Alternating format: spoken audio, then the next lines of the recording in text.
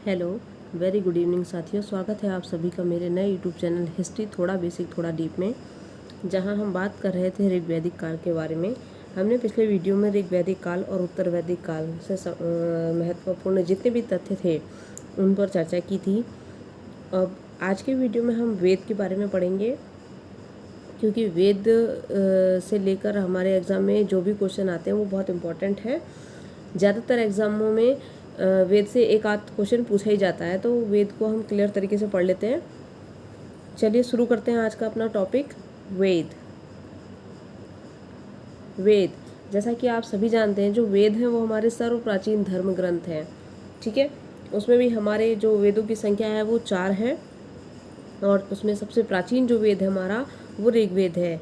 तो हम शुरुआत से इसके बारे में जानेंगे, फिर किस वेद के अंतर्गत क्या जानकारी दी गई है उसके बारे में जानेंगे, और जो इससे संबंधित इम्पोर्टेंट क्वेश्चन है उन पर भी नज़र डालेंगे। चलिए देखते हैं, शुरुआत करते हैं।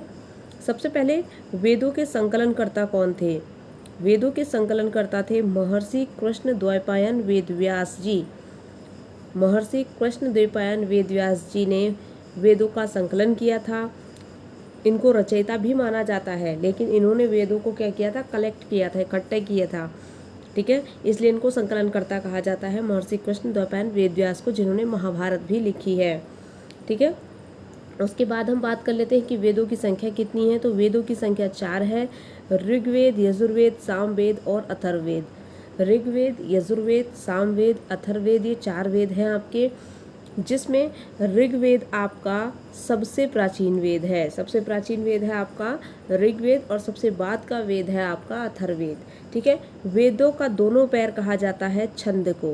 किसे कहा जाता है? छंद को वेदों का दोनों पैर कहा गया है। ये क्वेश्चन भी एग्जाम में आ जाता है, इसलिए आप याद रखेंगे।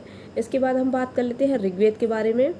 तो जो ऋग्वेद है, ऋग्वेद में 10 मंडल हैं, 1028 सूक्त हैं और 10,462 ऋचाएँ हैं।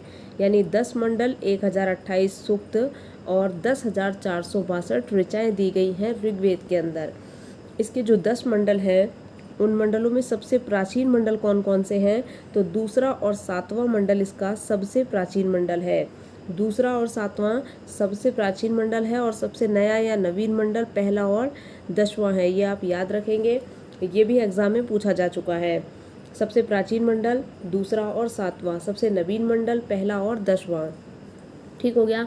अब हम बात कर लेते हैं कि तीसरे मंडल में किसकी चर्चा है। तो तीसरा मंडल आपका विश्वामित्र द्वारा रचित है, यानी विश्वामित्र द्वारा लिखा गया है, और इसमें गायत्री मंत्र की चर्चा है। गायत्री मंत्र जो सूर्य से संबंधित देवी सविता को समर्पित है। ठीक है, तो तीसरा मंडल है, उसमें किसकी चर्चा है? गायत्री मंत्र में। और किसको समर्पित है? सूर्य से संबंधित एक देवी है सविता, उनको संबंधित है आपका गायत्री मंत्र।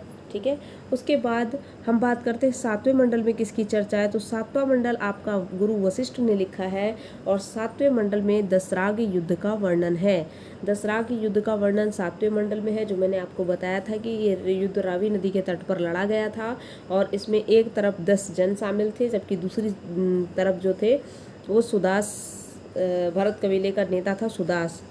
ठीक है, उसकी सेना थी, जिसमें इस युद्ध में विजय भी किसकी हुई थी? सुदास की हुई थी। ठीक हो गया। और इसमें जो 10 जन थे ना, तो 10 जन के जो पुरोहित थे वो विश्वामित्र थे, और जो सुदास के पुरोहित थे वो वशिष्ठ थे। तो वशिष्ठ वाला जो सुदास था उसकी विजय हुई थी दशरागी युद्ध में। 7वें मंडल में चर्चा है दशरागी युद्ध की। अब हम बात कर लेते हैं 8वां मंडल। 8वें मंडल में हस्तलिखित ऋचाएँ दी गई हैं, जिनको खिल कहा गया है। ये भी इंपॉर्टेंट है, ये भी पूछा जा चुका है। ठीक है, 8वें मंडल में क्या है? हस्तलिखित ऋचाएँ हैं, जिन्हें खिल कहा गया। उसके अलावा 9वें मंडल की बात करते हैं। तो 9वें मंडल में सोम की चर्चा है, जिसे सोमदेव भी कहा गया है, यानी जो इनका सोमरस है वो भी, और सोमदेव या सोम, इसकी चर्चा आपको 9वें मंडल में मिलती है। 10वें मंडल में बात करते हैं तो शूद्र शब्द की चर्चा मिलती है, यानी शूद्र शब्द की चर्चा कहाँ मिलती है? तो ऋग्वेद के 10वें मंडल में मिलती है। ठीक है, यह आप याद रखेंगे। अब ये चीज़ें आपकी बहुत इंपॉर्टेंट है, तो एक बार हम इसको रिपीट कर लेते हैं। तो हमने बात करी थी ऋग्वेद सबसे प्राचीन वेद है, इसमें 10 मंडल 1028 सूक्त हैं, 10,462 ऋचाएँ दी गई हैं। इसके अलावा इसका जो सबसे प्राचीन मंडल है वो दूसरा 7वां है, और सबसे नवीन मंडल आपका पहला और 10वां है। तीसरे मंडल में गायत्री मंत्र की चर्चा है, 7वें मंडल में दशराग युद्ध की चर्चा है, 8वें मंडल में हस्तलिखित ऋचाएँ दी गई हैं, 9वें मंडल में सोम की चर्चा और 10वें मंडल में शूद्र शब्द की चर्चा की गई है। अब बात कर लेते हैं यजुर्वेद के बारे में। तो यजुर्वेद अकेला ऐसा वेद था जो गद्य एवं पद्य दोनों में लिखा गया था। यानी यजुर्वेद जो आपका है वो गद्य एवं पद्य दोनों में लिखा गया है। तो ये आपके लिए इम्पोर्टेंट पॉइंट है, क्योंकि चारों वेदों में एक अकेला वेद है ये जो गद्य एवं पद्य दोनों में लिखा गया है। ठीक है, उसके बाद हम बात कर लेते हैं सामवेद की। सामवेद, इसको भारतीय संगीत का जनक कहा जाता है। सामवेद को क्या कहा जाता है? भारतीय संगीत का जनक कहा जाता है। और है अथर्ववेद, अंतिम वेद, नवीन वेद आपका अथर्ववेद है। इसमें 731 मंत्र हैं और 20 अध्याय हैं। ठीक है, 731 मंत्र हैं और 20 अध्याय हैं। साथ ही अथर्ववेद में जादू, टोना, वशीकरण जैसी चीज़ों और औषधियों का वर्णन किया गया है। और यही अथर्ववेद है जिसमें सभा और समिति को प्रजापति की 2 पुत्रियां बताया गया है। ठीक हो गया। इसके बाद हम बात करते हैं कि आपके जो 3 वेद हैं स्टार्टिंग के, आप यहाँ देखेंगे जो 3 वेद हैं, ऋग्वेद, यजुर्वेद, सामवेद। ठीक है, ये 3 वेद आपके, इसमें से अथर्ववेद हट गया है, ये 3 वेद आपके वेद त्रयी कहलाते हैं। इनको वेद त्रयी कहा जाता है। 3 वेद जो इकट्ठे 3 वेद हैं आपके, ऋग्वेद, यजुर्वेद, सामवेद, ये वेद त्रयी कहलाते हैं। और अगर हम इसमें अथर्ववेद को इंक्लूड कर लें और ये चारों वेद आपके क्या कहलाते हैं? तो संहिता कहलाते हैं। चारों वेदों को क्या कहा जाता है? संहिता। और अथर्ववेद छोड़ दें, 3 वेदों को वेद त्रयी। ये भी इम्पोर्टेंट है, आपके एग्जाम में आ जाता है, तो इसे भी आप ध्यान रखेंगे।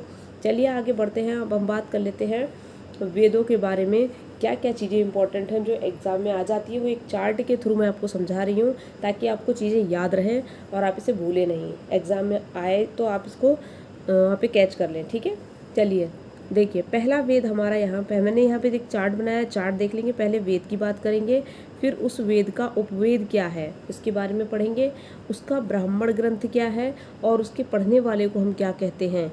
ये सारी चीज़ें हम इस चार्ट के माध्यम से जानेंगे। तो सबसे पहला वेद हमारा है ऋग्वेद। ठीक है, पहला वेद ऋग्वेद है जिसका उपवेद आयुर्वेद होता है। ठीक है, पहला वेद क्या हुआ?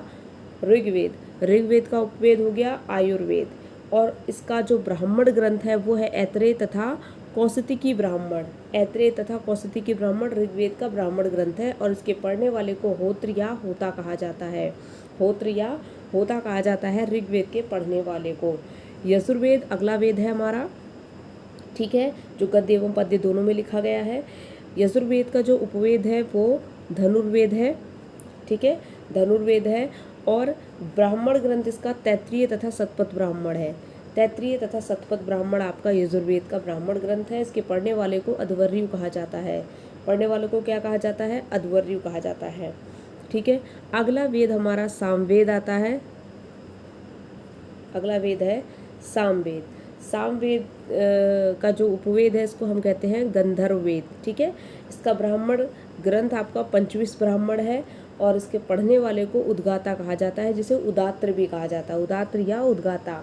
ठीक है, और अंतिम और नवीन वेद है आपका अथर्ववेद, जिसका उपवेद शिल्पवेद है और ब्राह्मण ग्रंथ है गोपद ब्राह्मण और पढ़ने वाला इसका ब्रह्मा कहलाता है। यानी जो अथर्ववेद का पढ़ने वाला है वो ब्रह्मा कहलाता है। ठीक है, तो ये चीज़ें हैं, ये याद रखने वाली है, सभी इंपॉर्टेंट है आपको। इसमें सबसे जो इम्पोर्टेंट है ब्राह्मण ग्रंथ, तो बहुत डीप एग्जाम में पूछा जाएगा, लेकिन उपवेद और इसके पढ़ने वाले ये नॉर्मल एग्जामों में भी पूछे जाते हैं और बहुत ज़्यादा पूछे जाते हैं, तो आप इसे याद रखेंगे। याद रखने के लिए आप कोई ट्रिक बना सकते हैं। ऐसी ट्रिक बनाइए जो आपको याद रहे। मेरी बताई ट्रिक आपको याद नहीं रहेगी, उसे क्या होगा, आपको एक ट्रिक और एक्स्ट्रा बोझ हो जाएगा याद करने का। तो आप अपनी ट्रिक बना के याद कर लीजिए। मैंने तो अपनी ट्रिक बनाई थी ये वेद और उपवेद याद करने के लिए। जैसे इसके पहले पहले वर्डों से लेकर कुछ वर्ड बनाए, जैसे ऋषि आए यानी ऋग्वेद और आयुर्वेद। यज्ञ किया धन लिया यानी यज्ञ से यजुर्वेद, धन से धनुर्वेद। शाम को गए यानी शाम से सामवेद, गए से गंधर्ववेद और अच्छी शिक्षा दी, अच्छी से अथर्ववेद, शिक्षा से लिया शिल्पवेद। इस टाइप से मैंने इसको याद किया था। आप चाहे तो कैसी भी ट्रिक बनाइए, इसको याद करिए। और ये इसके जो पढ़ने वाले हैं तो एक आपका ऋग्वेद आपको हमेशा के लिए याद हो जाता है, होत्रिया होता है इसका। उसके बाद यजुर्वेद का जो वेद है धनुर्वेद, उसी से मिलता हुआ इसका पढ़ने वाला अधुवर्य है, ठीक है, उसी से मिलता जुलता है, तो आप ऐसे याद रख लेंगे। इसके अलावा आपको ये याद हो जाएगा कि जो ब्रह्मा है ये किसका पढ़ने वाला है, अथर्ववेद का, यानी अंतिम वेद का। सिंपल सा नाम है ब्रह्मा, सभी को पता है, तो आप अथर्ववेद से कोरिलेट करके उसको याद कर लेंगे। फिर लास्ट में रह जाता है उद्गाता, तो ये सामवेद का है, क्योंकि सामवेद का भी एक सिंपल नाम है और उसका पढ़ने वाला भी एक सिंपल नाम है। तो इस तरह से आप किसी भी तरह से कोरिलेशन बैठा के इनको याद कर लीजिए। बहुत इंपॉर्टेंट चार्ट है, इसे नोट डाउन कीजिएगा। और इससे रिलेटेड कुछ चीज़ें जो रह गई होंगी उसका मैंने बहुत सारे शॉर्ट वीडियोस बना रखे हैं, तो उसके लिंक मैं डाल दूँगी, आप उन्हें पढ़ लेना। फिर हम आगे अपना मेन टॉपिक जो भी होगा इसके आगे का वो कवर करेंगे, ठीक है। चलिए, अगर आपको वीडियो अच्छी लगी होगी तो लाइक सब्सक्राइब शेयर कर दीजिएगा प्लीज़। और वीडियो में अपना फीडबैक ज़रूर दीजिएगा। मिलते हैं नेक्स्ट वीडियो में, तब तक के लिए धन्यवाद।